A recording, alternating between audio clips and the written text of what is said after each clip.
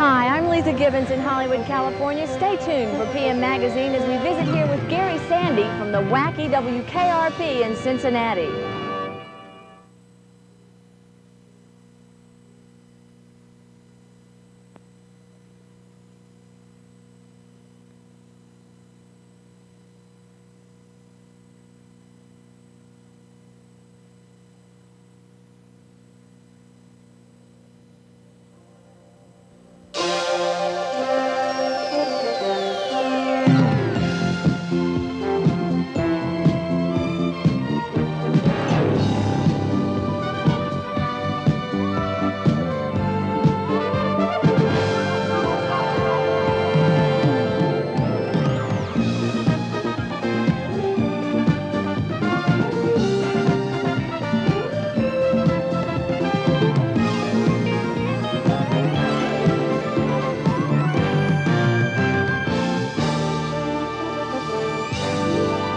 This is the CBS Studio Center in Studio City, California. And while this view of it may not look very exciting, some of television's most popular shows are produced right here. Hello, everyone, and from California, I'm Leeza Gibbons. Welcome to Channel 6's PM Magazine. The gentleman we're going to meet tonight goes to work every day right behind these gates. But when you think of him, you don't think of California, but rather Cincinnati, and certainly not of television, but of radio. He's Gary Sandy, WKRP's Andy Travis, the level-headed program director who has to deal with a staff of wacky radio stereotypes. We'll be back to visit with Gary in just a minute. Right now, here's John.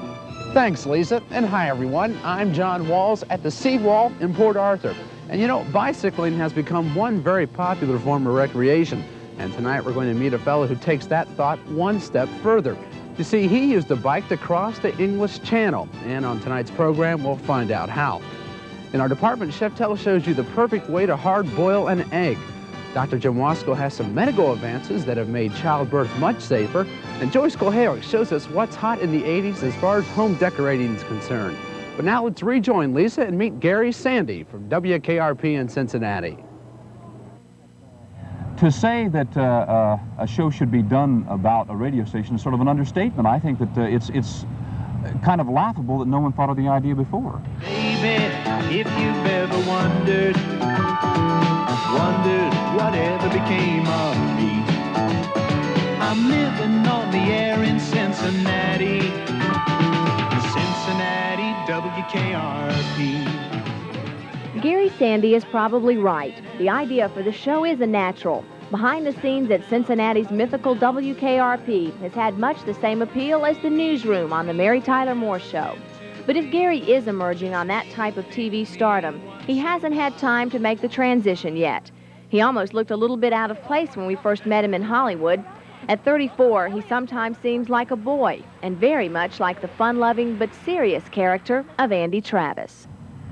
I'm out there, myself, personally, for whatever I can do to benefit society. I mean, I realize that with the entertainment value of KRP, maybe we're not doing topical shows every week or whatever, but Gary Sandy has a strong desire to have lived this life for a purpose, and that purpose is to entertain the folks and make them forget their troubles. And I think that Andy is a lover of people, as is Gary, and that's kind of it. She was like... Gary says it's tough sometimes not being the character who gets all the laughs. But if his ego is experiencing any hardship, it certainly must have improved after the reception he received when we visited with him in Houston. The somewhat straight-laced program director was pounced upon by both teeny boppers and adults. I did not.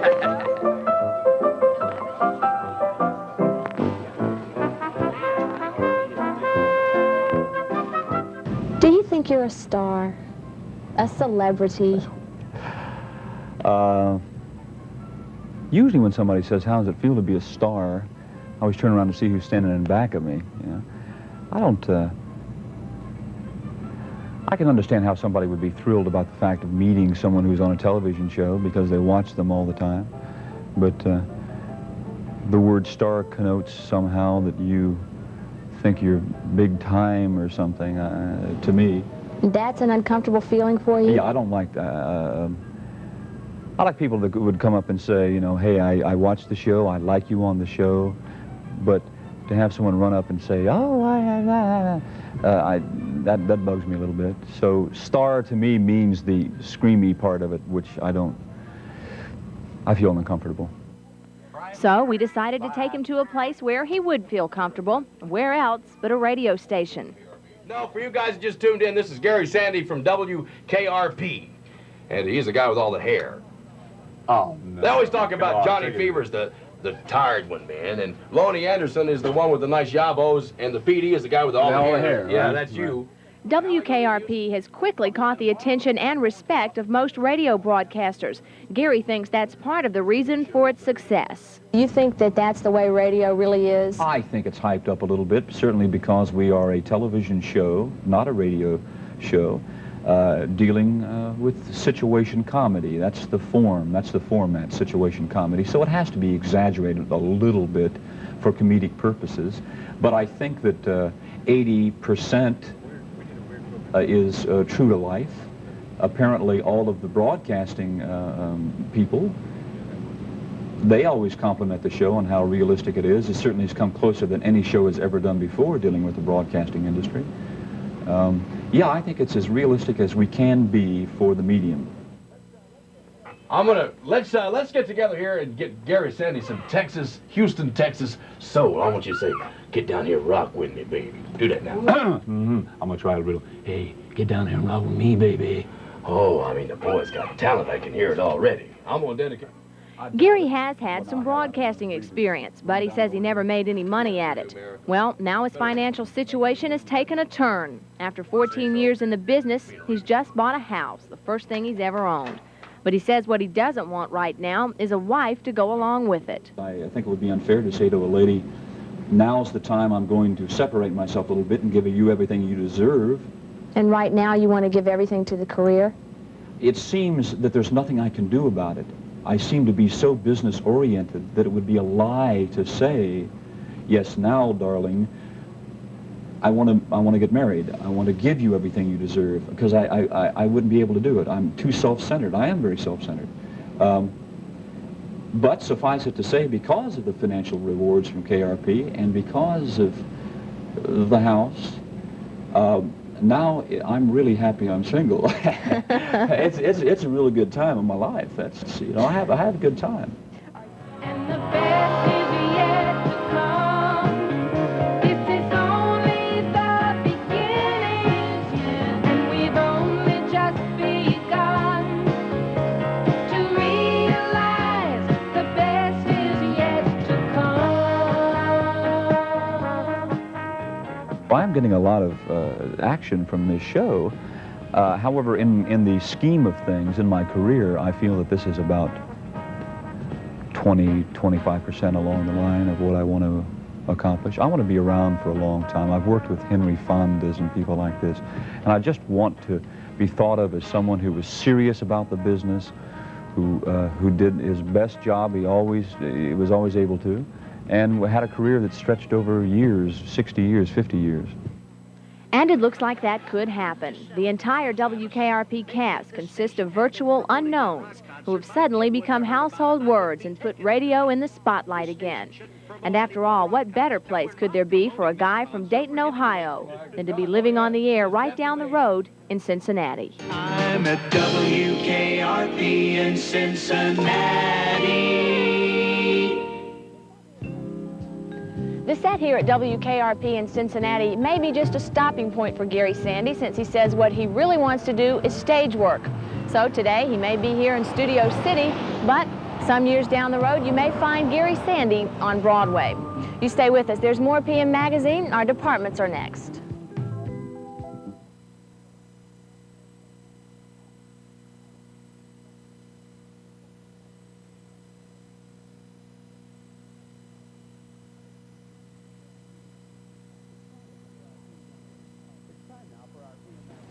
It's time now for our PM Magazine departments, and tonight in our home department, Chef Teller shows you the way to hard boil an egg so it turns out perfect every time.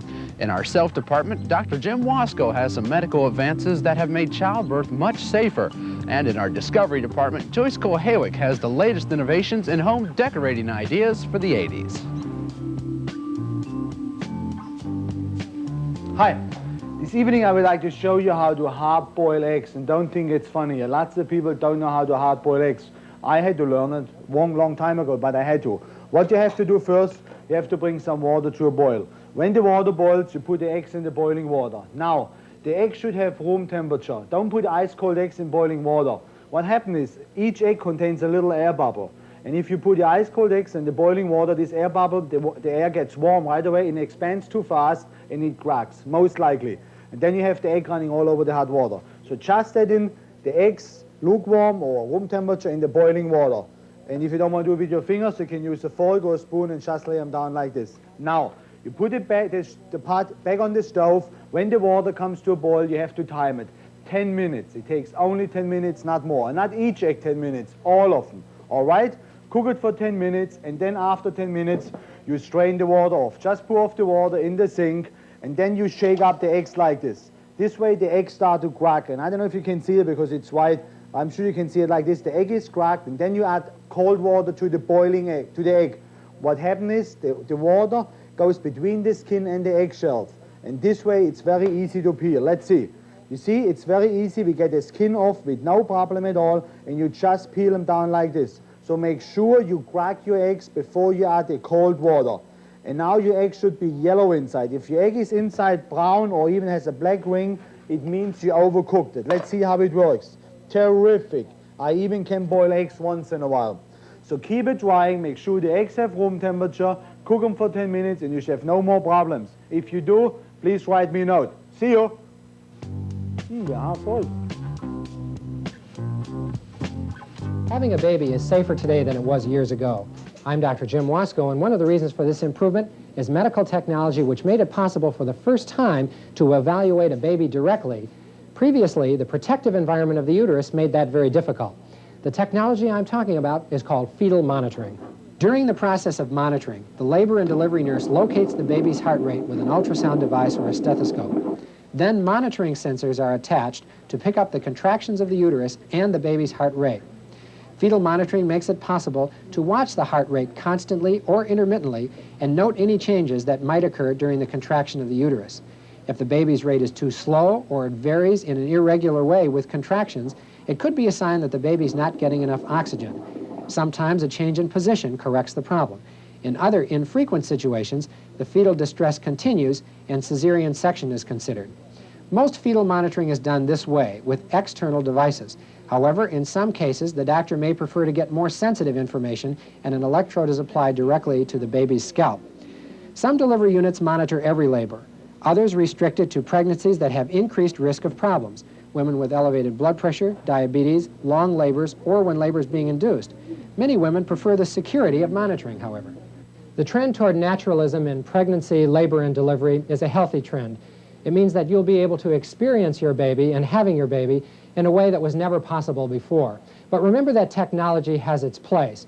Without medical technology, many of the important strides in disease treatment and prevention that have been made in the last few years would not have been made. Fetal monitoring is one medical technological device that is clearly here to stay. Whether it's appropriate for you or necessary for you is something that you should discuss individually with your obstetrician. Tonight in What's Hot, we'll be looking at home decorating for the 1980s. Good evening, I'm Joyce Cole-Haywick, and I've discovered that the trend for the 80s will in fact be moving away from trends and getting back to things classic and traditional, like area carpeting done in traditional rag rugs. Now, as you can see by the colors in this room, colors for the 80s will be pale, earthy, neutral tones as opposed to the elaborate prints of the 1970s. And perhaps most significantly, money will be tight in the 1980s, so tonight I'd like to give you a few inexpensive ideas to help you update your home. First, to create a table inexpensively, you can take any small table and put on the top of it a piece of round board. That could be made of particle board or even plywood. Then cover the whole thing with a piece of material in some neutral color. That could be muslin or even fancy sheets that you may own. And to finish it off, you can use a piece of glass, a piece of mirror, or even a plexiglass. You can also use material to cover up walls that may not be in very good condition. All you do is staple the material directly to the wall if it's sheetrock, and then finish off the bottom using ribbon or cloth-covered cord. Now, if you don't want to staple that fabric directly to your wall, you can use a material called Homosote. All you do is staple the fabric to it. It's a good insulation, and it's very inexpensive to use. You can also decorate your walls using a stencil. This one is made out of cardboard. All you do is outline it in pencil, check for errors, and then paint it in with acrylic paint. You can also do this on your floors and on your tables. And finally, here is a square of wallpaper called a flare square. Just moisten the back, put it up. It's inexpensive and, again, easy to use. For more information, you can write to me, Joyce, care of the station. And coming up on PM, an incredible attempt across the English Channel.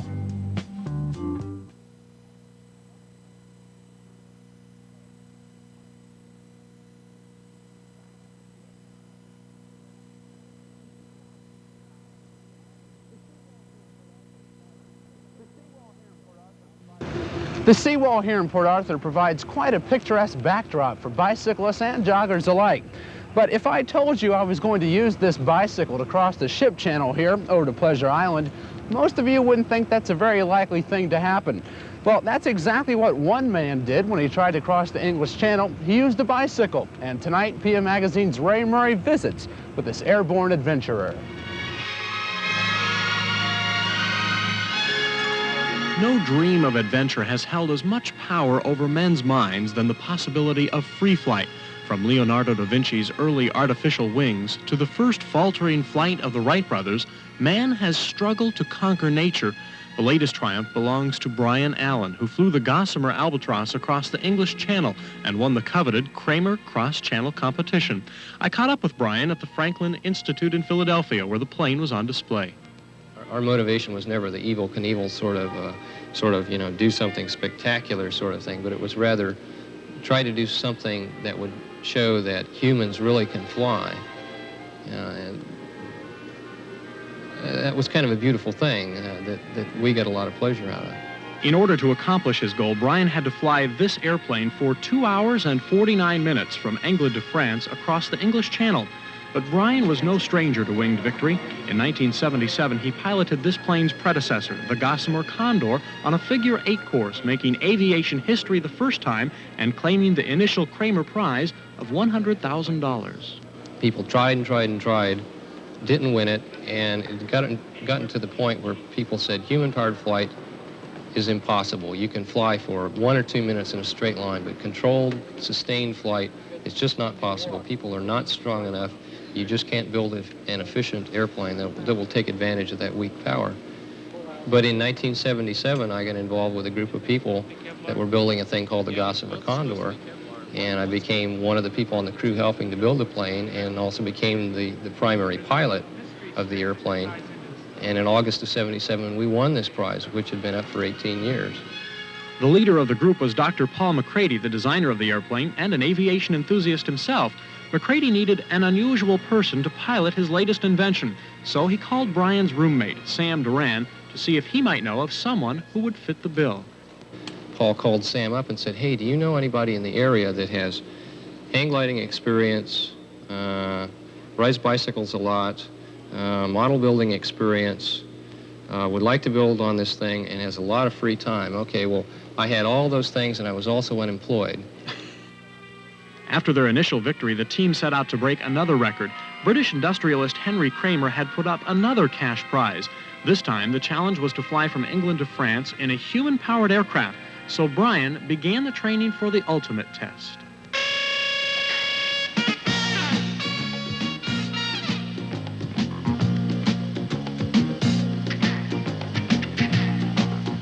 I trained for about 6 months, specifically for the cross-channel flight. Pretty intensive sort of riding about as fast as I could ride, from 40 to 80 miles a day, and that was 7 days a week. Was there ever a point when you were training, Bryan, when you said, this is way too hard?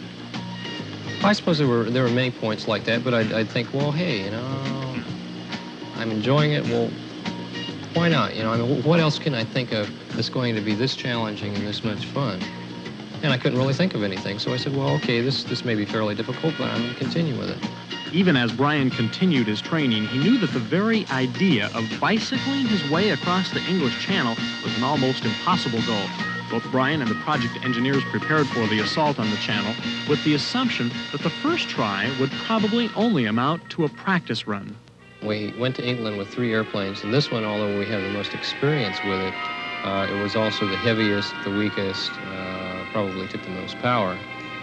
So our expectation on that day was that that was kind of a practice flight, that we were going to see how far we could get. And if we got to the other side, that would be marvelous. But if we didn't, then we knew we had a better airplane that we could get farther with next time, that we could learn things about flying over water with this airplane and maybe even destroy it and still not really endanger our success of eventually completing the cross-channel flight. So the attitude was very much that this was a practice. It was real. I mean, it wasn't something that you took lightly, but still, it was a practice to just see how far you could get. The team planned to make the crossing in early summer because the channel is normally calm. Finally, on June 12th, all conditions were go. Bryan's months of training would now tell the tale. Could he endure the grueling task ahead?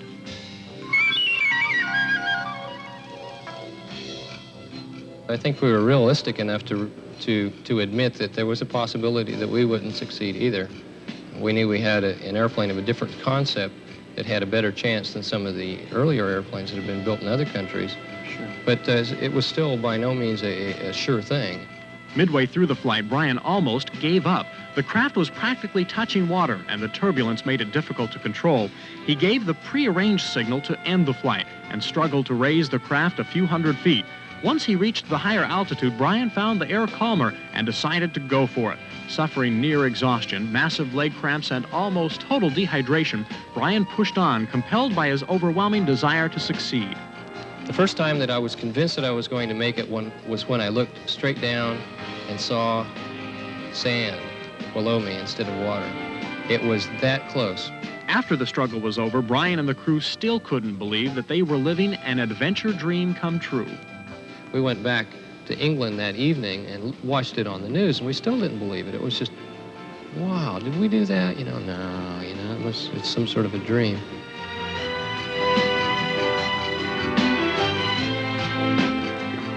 I don't know, what motivates a person to perform under those sort of stressful conditions? Who knows? I don't know. The human being, well, really all living things are just remarkable in that they can perform to much higher standards of output or much higher standards of quality than you really expect they can, just based on their everyday performance.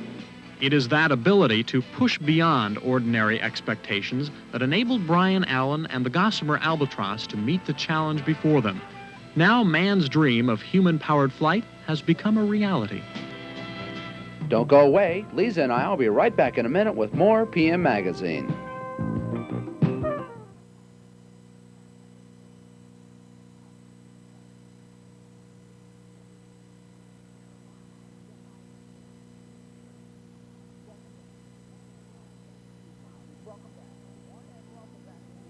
Welcome back, everyone, and welcome back to you too, Leeza. Just in time for some fun here on the seawall. This is great, isn't it? Oh, yeah, it's the light. We've got a great show tomorrow night. Sure do. You know, 26 miles on a bike or running would be about enough of a marathon for most of us. But for Stan Cottrell, he's just getting warmed up. He's an ultra-marathon runner. We're going to meet him tomorrow night, along with one of the chief Oscar nomination contenders, Dustin Hoffman. In our departments, our Money Sense decorator shows us how to make an inexpensive floor pillow. Captain Carrot determines whether you really do need 8 hours of sleep a day. And Clem Webb has some more photo tips. Tomorrow night, he shows us how to buy a camera. So until then, have a great night, and we'll see you tomorrow. See you tomorrow. Good night.